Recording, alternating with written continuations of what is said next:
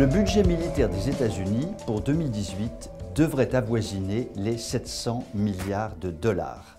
700 milliards de dollars, à savoir, grosso modo, l'équivalent du PIB de la Suisse ou de l'Arabie Saoudite.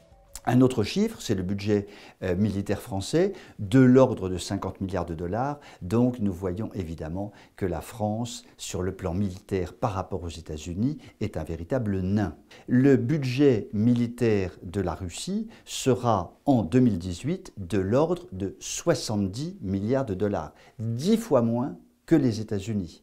Or, le monde occidental est persuadé que le seul danger au monde est la Russie de Poutine à cause de son budget militaire. C'est véritablement désastreux de se tromper à ce point quand on voit à quel point le déséquilibre est fort entre les États-Unis et la Russie, avec effectivement un budget militaire américain écrasant. Ce qui est très inquiétant, c'est l'augmentation qui a été prévue.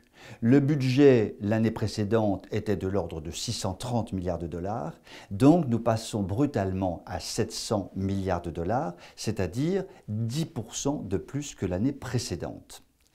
Alors on peut se poser la question, que cherchent vraiment les États-Unis en augmentant à ce point leur budget militaire ? Il y a quand même un véritable problème, car il n'y a pas de danger immédiat apparent sur le plan international. Certes, il y a une guerre contre Daesh, mais ça ne justifie pas, évidemment, un budget de cet ordre. Il faut absolument que nous ayons tous ces chiffres en tête, et il faut que nous réfléchissions, que nous nous documentions, que nous recherchions les motifs de cette extravagante augmentation du budget militaire américain. Que veulent faire les États-Unis dans les mois ou les années qui viennent en termes de défense, en termes éventuellement de guerre qu'ils prépareraient.